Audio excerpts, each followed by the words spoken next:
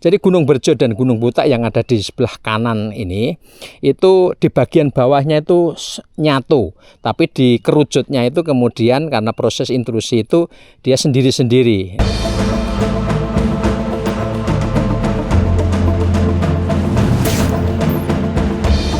Ini kawasan Bukit Intrusi Godian Seyegan. Dan Sobat Vulkanvlog, bolo-bolo dimanapun berada, sebetulnya eksplorasinya ini bisa lebih lengkap, bisa lebih lama ya. Tetapi ini sayang sekali ya, pas saya di sini ini cuacanya mendung dan sudah gerimis. Tempatnya terbuka seperti ini ya, terbuka, dan ya terpaksa nanti kita akan balik lagi di kesempatan berikutnya, eksplorasi lagi di sini ya. Tapi saya bisa kasih semacam penjelasan ringkas ya, kenapa kemudian di daerah sini tuh ya, sekali lagi disebut sebagai kawasan Bukit Intrusi ya, seperti ini yang di belakang ini ya. Oke, sebentar.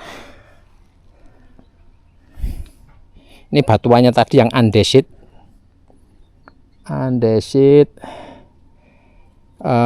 Ya mungkin diorit, ini intrusi ya. Dia berseling-seling dengan kapur, dengan apa namanya, limestone tadi itu ya, kayak limestone yang warnanya kuning itu kapur, kemudian yang biru, yang merah itu karena proses pemanasan, oksidasi lain, sehingga berubah menjadi warna itu.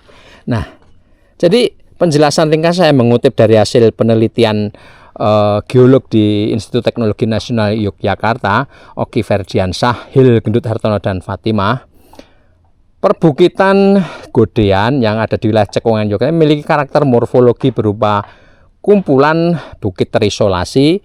Kondisi perbukitan sisa di antara endapan fluvio-vulkanik Merapi. Jadi di bagian bawah yang datar, persawahan di belakang itu sebetulnya dataran yang terbentuk karena endapan fluvio-vulkanik dari Gunung Merapi yang ada di ujung sana.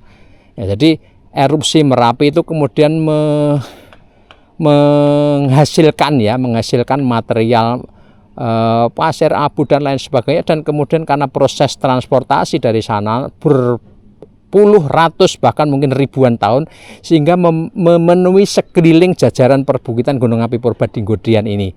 Jadi dataran yang sekarang ada di bawah itu adalah endapan fluvio-vulkanik dari Gunung Merapi di sana, sehingga mungkin secara persis kaki-kaki Bukit Intrusi ini sudah tidak terlihat karena tertutupi oleh endapan fluvio-vulkanik tadi. Nah, penjelasan menarik lainnya, litologi perbukitan daerah Godean ini diinterpretasi berumur Meosen akhir yang merupakan sisa dari erosi vulkanisme purba yang membentuk beberapa sektor batuan intrusi, lava, dan sedimen vulkaniklastika. Batuan beku merupakan produk dari magmatisme busur kepulauan berafinitas tolelit kapur alkali yang membentuk seri batuan diferensiasi mulai dari andesit basaltik, andesit peroksen, andesit hornblenda, mikrodiorit, dan dasit porfiritik. Nah, batuan beku terlihat menerobos batuan sedimen karbonatan yang merupakan bagian dari formasi Nanggulan, serta batuan vulkaniklastika, serta membentuk beberapa tipe kontak metasomatisme seperti masif, epidot, antiklinotik, dan skam. Nah, sebaran batuan beku intrusi mikrodioritik andesit dan andesit dasitik ini membentuk jajaran perbukitan mulai dari Berjo yang di selatan, kemudian Gunung Butak yang sebelumnya sudah saya eksplor, ada sisa-sisa atau singkapan batuan mengulit bawang itu. Kemudian Gunung So dan Gunung Ngampon. Nah, Gunung Ngampon itu yang ada di depan sana, itu Gunung Ngampon yang berarah timur laut dan barat daya, yang diinterpretasi membesar pada bagian bawah permukaan membentuk satu tubuh batuan intrusi besar pada Berjo Buta. Jadi Gunung Berjo dan Gunung Buta yang ada di sebelah kanan ini itu di bagian bawahnya itu nyatu, tapi di kerujutnya itu kemudian karena proses intrusi itu dia sendiri-sendiri. Nah, jadi yang sekarang misalnya kita mau lihat di sana, yang kita lihat ya sehari-hari itu adalah gunung kembar sebetulnya. Bagian bawahnya itu satu.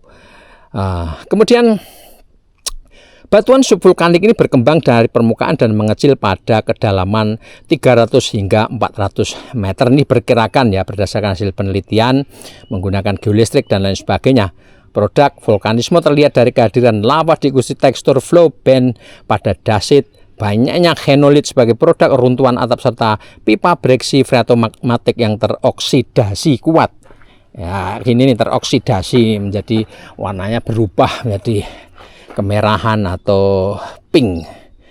Nah, kemudian produk belakangan dari sistem vulkanisme ini berupa kehadiran sistem hidrotermal dengan mineralisasi tipe epitermal yang diikuti alterasi argilik yang tersebar lebih dari 80% permukaan Bukit Wungkal Juring. Nah, ini bagian ini.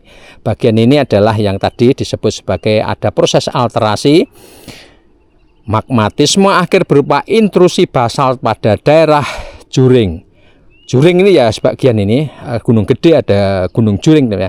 Kompleksitas batuan beku dan asosiasi yang hadir bersama menandakan adanya sistem vulkanisme besar di wilayah Yogyakarta bagian tengah sehingga diperlukan penelitian lebih lanjut. Dan ini saya kutipkan apa adanya dari hasil penelitian Oki Ferdiansyah, Hil Gendut Hartono dan Fatimah. Oke, jadi ini penjelasan ringkasnya, termasuk kita tadi menjajal aplikasi untuk mengidentifikasi batuan. Ya, mudah-mudahan ini membantu Anda untuk memahami atau membantu kita semua, termasuk barangkali ini akan memberi daya tarik bagi kita semua atau Anda semua untuk menyaksikan atau melihat dari dekat jejak-jejak vulkanisme purba yang ada di sekitar kita. Ya, tidak harus di Godean Seyegan sini, tapi mungkin di sekitar rumah Anda barangkali ada jejak-jejak yang serupa. Ini menarik untuk diikuti. Kita nanti akan bahas eksplor lebih lanjut lagi tentang bukit purba yang ada di Margodadi ini, bukit intrusi atau batuan intrusi dangkal di Seyegan Godean. Oke ya. Demikian dulu, semoga ini bermanfaat untuk Anda dan kita semua. Salam sehat, salam tangguh.